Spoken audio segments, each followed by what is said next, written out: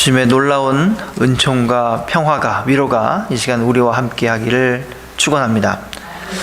저를 아시는 분들은 제가 요즘에 목회자로서 새로운 챕터를 시작했다 이렇게 말씀을 하시는 분이 있습니다. 제가 학위를 끝냈고 또 새롭게 목회를 또 준비하고 있기 때문에 그러실 것입니다.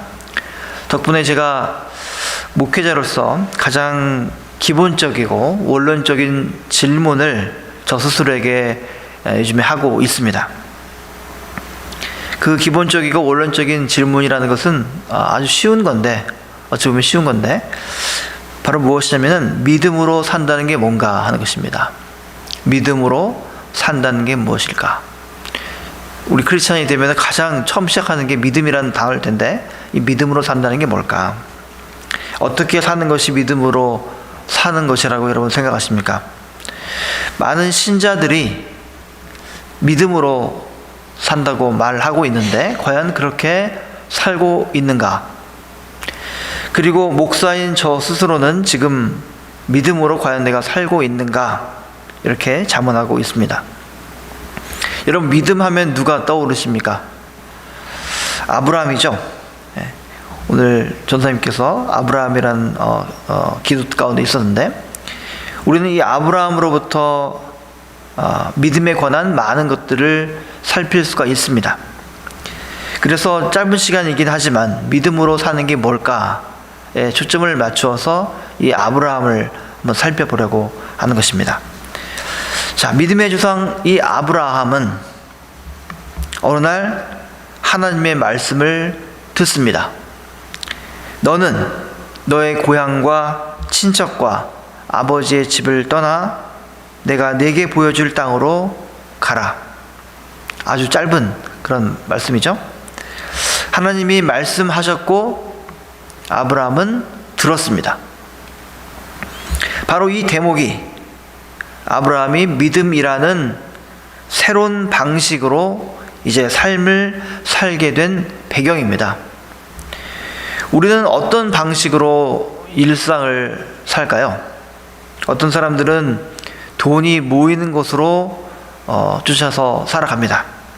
또 어떤 사람들은 재물은 이미 조금 넉넉하게 있기 때문에 명예와 권력을 추구하기도 합니다. 뭐 사는데 무슨 방식이 있겠냐 이게 말을 하고 있긴 하지만 실은 우리는 누구나 자기 나름대로의 방식대로 살아가고 있습니다. 그런데 성경은 이 아브라함이 이제 믿음의 방식으로 살게 되었다 이렇게 증언하고 있고, 이는 전적으로 하나님의 말씀을 듣는 사건이 있었기 때문이다 이렇게 흔적을 남기고 있다는 것입니다. 만일 하나님의 말씀을 듣는 이런 사건이 일어나지 않았다고 한다면 믿음으로 사는 것이 시작되지 않았다 이것입니다. 다른 사람들이 사는 것과 똑같은 방식으로, 동일한 방식으로 아브라함도 살았을 것입니다. 지식이나 경험의 기초에서 살았을 것이고, 또 오해와 망상에 이끌려서 살았을 것이고, 상식과 전통에 따라서 살았을 것이고, 또 세속의 바람과 작은 이익과 순간의 쾌락을 쫓아서 살았을지도 모릅니다. 다른 사람보다 좀 진지하고 훌륭하게 살았을 수는 있겠지만 믿음으로 사는 것을 시작하지는 않았다 이 말씀입니다. 아브라함이 믿음이라는 이 아주 낯설고 새로운 방식의 삶을 살게 된 것은 전적으로 하나님의 말씀을 듣는 이 사건이 있었기 때문이다 이 말씀입니다. 아브라함만 그런 게 아닙니다. 성경에 나와 있는 믿음의 사람들 모두 그렇습니다. 모세도 그랬고 다윗도 그랬습니다. 구약뿐만 아니라 신약에 나오는 많은 사람들이 하나님의 말씀을 듣는 사건이 있고 나서야 믿음의 방식으로 살게 되었다 이것입니다. 사도 바울은 이 사실에 대해서 말하고 있습니다. 로마서 10장 17절 말씀입니다. 그러므로 믿음은 들음에서 나며 들음은 그리스도의 말씀으로 말미암았느니라. 바로 이것입니다. 믿음은 하나님의 말씀을 들음에서 시작됩니다. 소리 없는 하나님의 말씀을 듣는 이 초자연적인 사태가 바로 믿음의 근간이요 뿌리라는 말씀입니다. 믿음은 인간의 자기 확신도 아니고 자기 체면도 아닙니다. 강한 신념도 아니고 긍정적인 사고방식도 아닙니다. 종교적인 지혜도 아니고 절대자를 의지하는 의존하는 그런 감정도 아닙니다. 이성의 한계를 깨닫고 영적인 세계로의 초월도 아닙니다. 성경이 말하는 것을 단지 알고 인정하는 것도 아닙니다. 성경이 말하는 믿음은 이런 것과는 아무런 관련이 없습니다. 아브라함이 새로운 인생을 살게 된 그 믿음, 성경이 말씀하고 있는 그 믿음은 오직 하나님의 말씀을 듣는 초자연적인 사건에 뿌리를 내리고 있다, 이 말씀입니다. 믿음은 우리 인간이 만들어내지를 못합니다. 사람의 의지나 성품에서 나온 것이 아니고 또 영적인 능력에서 나온 것도 아닙니다. 성품이 고매하고 의지가 강하다고 해서 믿음이 훌륭한 것도 아니고 영적인 능력이 탁월하다고 해서 믿음으로 사는 것도 아닙니다. 인간의 성품이나 기질이 믿음으로 사는 것과 전혀 상관없다고 할 수는 없지만 인간의 성품과 기질에서 믿음이 나오는 것은 아닙니다. 당연히 사람이 믿음을 이렇게 저렇게 조종할 수도 없습니다. 어떤 사람도 스스로 믿음을 만들어낼 수가 없고 다른 사람에게 믿음을 불어넣을 수도 없다는 것입니다. 믿음은 오직 하나님의 말씀을 들음에서 나오는 것입니다. 하나님의 말씀이 마음밭에 떨어져야만 그 말씀에서 믿음의 뿌리가 나오지 사람이 스스로 믿음을 만들어낼 수가 없다는 것입니다. 그렇기 때문에 믿음은 하나님의 은혜요 선물인 것입니다. 그런데 믿음이 이렇게 초자연적인 사건이고 신비이기 때문에 우리 믿는 사람들은 믿음에 대해서 오해하기도 합니다. 어떤 게 있을까요? 저도 어린 시절에 믿음이 좀 더 강해지고 더 굳건해지고 싶어서 기도를 한 적이 있습니다. 간절하게 기도했겠죠? 금식으로 기도했었습니다. 하나님께 믿음을 굳세게 해달라고 금식으로 기도했습니다. 성경도 열심히 읽었습니다. 성경 통독을 1년에 한 번 하기도 힘든데 여러 번 읽었습니다. 왜 그렇습니까? 믿음이 더 좋아지고 싶어서 그랬습니다. 자, 어떻게 됐을까요? 물론 믿음이 어떻게 되는지를 저 스스로는 알지 못합니다. 기도와 말씀이 은혜의 통로이기 때문에 기도를 열심히 하고 성경을 많이 읽으면 믿음이 돈독해지고 자라는 것이 사실입니다. 그러나 반드시 그러는 것은 아니라는 것입니다. 기도를 간절히 함에도 불구하고 하나님의 말씀을 듣는 것과 무관할 수 있고 성경을 백독을 해도 천독을 해도 하나님의 말씀을 듣지 못할 수 있다는 것입니다. 기도를 많이 하고 성경을 백독한다고 해서 반드시 믿음이 생기는 것도 아니라는 것입니다. 성경에 대해서 해박한 신학자 가운데서도 믿음이 없는 사람이 더러 있습니다. 그렇기 때문에 그렇습니다. 또 모든 믿음이 말씀을 듣는 사건에 기초하고 있는 것도 아닌 것 같습니다. 주변에 믿는 분들을 보면 아시겠지만 사실 다양한 형태의 믿음이 있습니다. 심각하게 왜곡된 믿음도 있고 심리적인 도착으로서의 믿음도 있습니다. 눈에 보이는 현상으로만 본다면 이 믿음과 우리의 신념과 큰 차이가 없어 보입니다.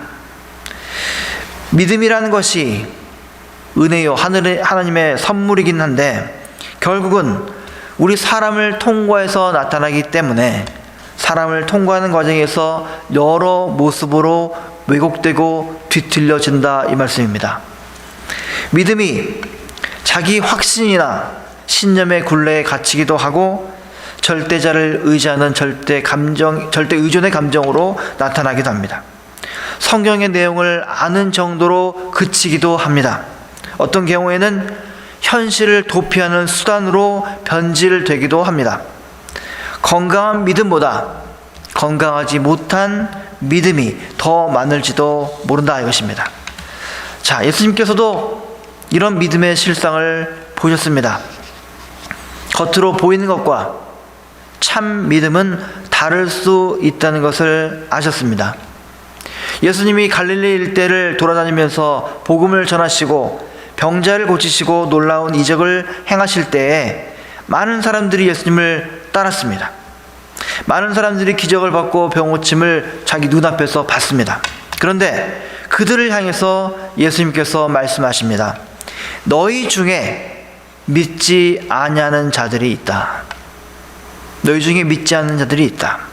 무슨 말씀일까요? 예수님을 직접 본다고 해서, 기적을 목격했다고 해서, 스스로 병고침을 받았다고 해서 믿음의 사람이 되는 것이 아니라는 것입니다. 놀라운 기적을 보고 겪는다 해도 믿음이 생기지 않을 수 있다 이것입니다. 바로 그것입니다. 믿음은 위로부터 임하는 하늘의 선물입니다. 하나님의 말씀을 듣는 초자연적인 사건 가운데 임하는 선물입니다. 사람이 노력해서 만들거나 뭔가 쟁취해서 노력해서 쟁취할 수 있는 그 무엇이 아니라는 것입니다. 그렇다면 우리 사람들은 믿음을 갖기 위해서 어떤 노력을 할 필요도 없다는 이 말이냐 이렇게 물을 수 있겠죠. 하늘이 주는 선물이니 그냥 기다리기만 하면 되는 거 아닌가? 아닙니다. 그렇진 않습니다. 우리의 노력이 믿음을 생산할 수 없는 것은 사실이지만 그럼에도 불구하고 하나님의 말씀을 듣기 위해서 준비가 필요한 것입니다. 음악 하나를 듣기 위해서도 많은 준비가 필요합니다. 평소에 많은 음악을 들어서 음악을 듣는 귀가 열려야 되고 마음이 복잡하게 되면 음악이 들리지 않습니다. 딴 생각하면 전혀 음악이 들리지 않습니다. 준비가 되어 있지 않으면 음악이 들리지 않는다 이것입니다. 그림도 마찬가지죠. 그림을 보는 안목이 없으면 거라지스에서 수천 달러, 수만 달러짜리 그림을 사도 그냥 쓰레기통에 버리는 것이 우리됩니다. 책을 읽는 것이나 영화를 감상하는 것도 그렇습니다. 아는 만큼 읽을 수 있고 아는 만큼 감상할 수 있습니다. 하물며 하나님의 말씀을 듣는 것은 어떻겠습니까? 들을 준비가 되어 있지 않은 사람이 과연 하나님의 말씀을 들을 수 있다라고 여러분 생각하십니까? 전혀 그렇지 않습니다. 들을 준비가 되어 있지 않으면 하나님의 말씀을 들을 수가 없습니다. 불가능한 것입니다. 아무리 훌륭한 목사가, 아무리 훌륭한 부흥사가 온다 해도, 그래서 하나님 말씀을 전한다 해도 들을 준비가 내가 되어 있지 않으면 들을 수 없습니다. 들을 준비가 되어 있는 사람만이 들을 수 있는 것입니다.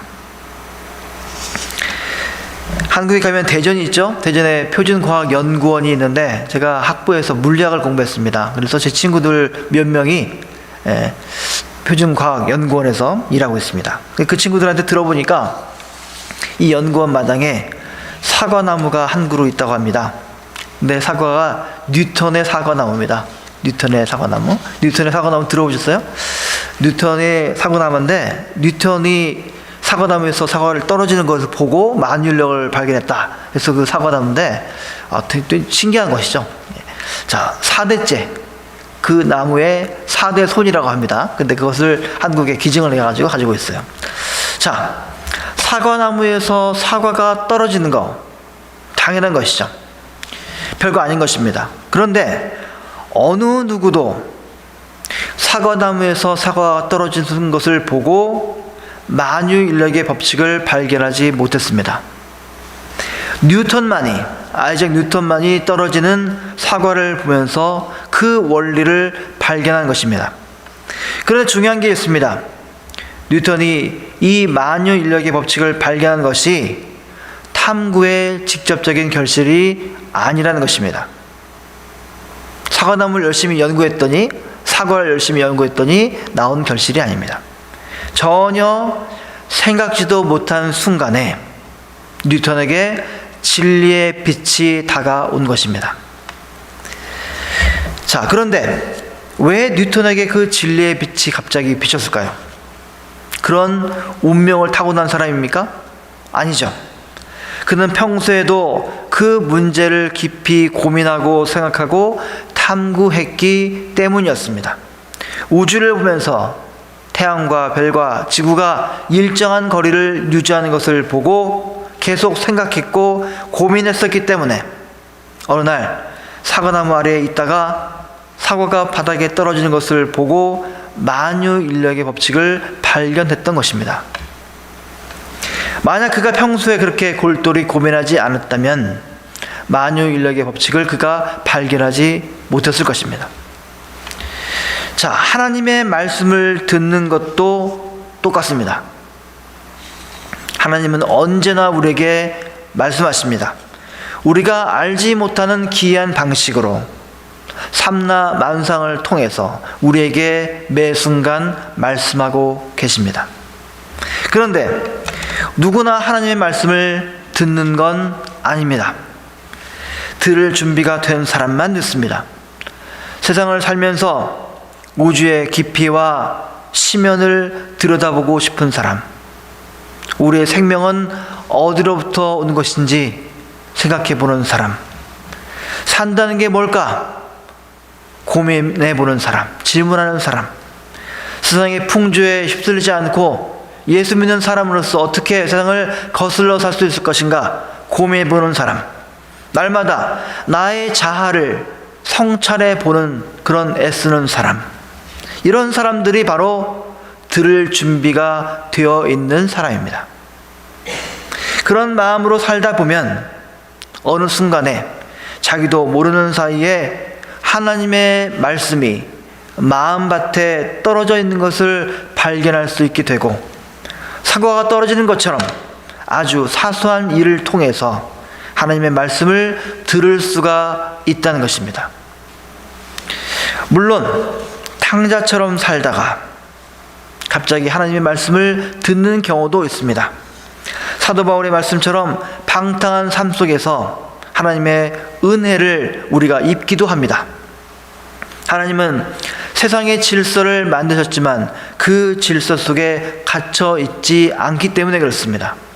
하나님은 본질적으로 자유이시기 때문에 그 무엇에도, 그 어떤 틀에도 매이지 않으십니다. 도덕군녀처럼 정해진 길로만 가지도 않으십니다. 하나님은 우리가 상상하지 못한 방식으로 일하고 계십니다. 그렇기 때문에 하나님의 말씀을 들으려면 이렇게 해야 된다, 저렇게 해야 된다, 이렇게 말하는 것들이 사실은 의미가 없습니다. 하지만 하나님의 말씀을 들을 준비를 하는 것은 매우 지혜로운 말씀임에 틀림없습니다. 가끔 제게 하나님께서 자기에게 직접 말씀하셨다, 이렇게 말씀하시는 분이 있습니다. 그 말씀하시는 것이 선의로 말씀하시는 것도 있지만 때로는 어떤 목적을 가지고 저에게 말씀하시는 분도 있습니다. 자, 왜 이런 말씀을 드리냐면 성경에 있는 수많은 신앙의 선진들이 하나님의 말씀을 어떤 방식으로 들었을까 하는 것입니다. 오늘 본문에 아브라함이 들은 너는 너의 친척과 아비와 다 떠나서 가라고 했잖아요. 그 말씀을 어떻게 들었을까? 모세와 이사야는 과연 하나님의 말씀을 어떻게 들었을까? 제가 지금 여러분이 이 설교를 듣고 있는 이 클리어한 이 목소리로 그 신앙의 선진들이 들었을까? 아닙니다. 그렇지 않습니다. 하나님을 우리가 눈으로 볼 수 없는 것처럼 하나님의 말씀도 귀에 들리지 않습니다. 요한복음 6장 63절에서 제자들에게 예수님께서 말씀하십니다. 내가 너희에게 이른 말은 영이요 생명이라. 영이요 생명이라. 그렇습니다. 하나님의 말씀은 영과 생명처럼 근원적인 것이지만 그것이 무엇인지 우리가 확실하게 손에 잡을 수가 없습니다. 하나님의 말씀은 매우 함축적이고 심지어는 애매모호하기까지 합니다. 그래서 우리가 주의를 기울이지 않으면 놓치게 됩니다. 그렇기 때문에 우리 믿는 신자들은 하나님의 말씀을 분별할 줄 알아야 된다, 이렇게 가르치는 것입니다. 신학교에 가서 목사들에게 한결같이 하는 말이, 하나님께서 너에게 우리가 인간이 말하는 것처럼 말씀하지 않는다. 그렇기 때문에 너희들은 하나님의 말씀을 분별해서 듣는 훈련을 해야 된다, 이렇게 가르칩니다. 그래서 예수님께서 말씀하실 때 자꾸 귀 있는 자는 들으라, 이렇게 말씀하신 것입니다. 하나님의 말씀을 듣는 자는 듣습니다. 깨닫는 자는 깨닫습니다. 모세도 그랬고 아브라함도 그랬고 사도 바울도 그랬습니다.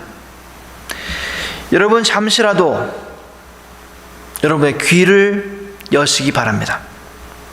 믿음은 학습으로, 교육으로 시작되지 않습니다. 인간의 경건이나 인간의 의지로 시작되지 않습니다. 믿음 이후에는 성경 공부도 필요하고 학습도 필요하겠지만 믿음이라는 이 원초적 사태는 학습으로 일어나는 것이 아닙니다. 믿음이라는 이 원초적 사태는 하나님의 말씀을 듣는 원초적인 사건으로부터 시작되는 것입니다. 바로 그것입니다. 하나님의 말씀을 듣는 초자연적인 사건에 기초한 믿음이 참 믿음인 것입니다. 어설프고 피상적인 것으로부터 여러분 탈피해야 됩니다.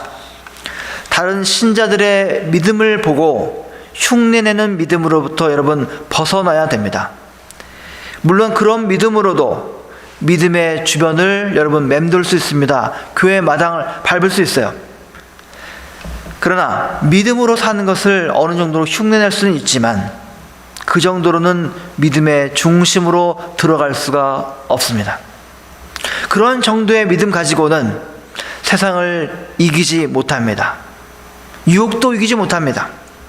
흉내내는 믿음이 아닌 믿음의 중심으로 내가 들어가기 위해서는 하나님의 말씀이 내 안에서 사건으로 일어나야 된다는 것입니다. 하나님의 말씀이 내 마음밭에 떨어져서 오롯이 뿌리가 내려야 된다는 것입니다. 하나님의 말씀은 살아있고 활력이 있어 좌우에 날선 어떤 검보다도 예리하여 혼과 영과 및 관절과 골수를 찔러 죽이기까지 하며 또 마음의 생각과 뜻을 판단하느니라. 바로 이 말씀이 우리 마음밭에 떨어져야 되는 것입니다. 그래야 진정한 믿음의 삶이 시작됩니다. 오늘 본문의 아브라함도 하란 땅에서 소리 없는 하나님의 말씀을 들음으로 고향과 친척과 아비의 집을 떠나 이제 믿음의 방식으로 새로운 삶을 시작했던 것입니다. 우리도 마찬가지입니다. 우리도 그 말씀을 들음으로만 살아있는 믿음, 세상 속에서 유동치 않는 믿음의 삶을 살 수가 있습니다.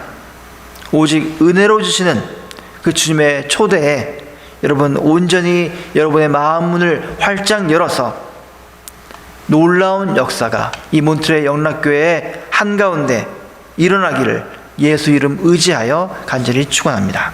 아멘. 기도하겠습니다.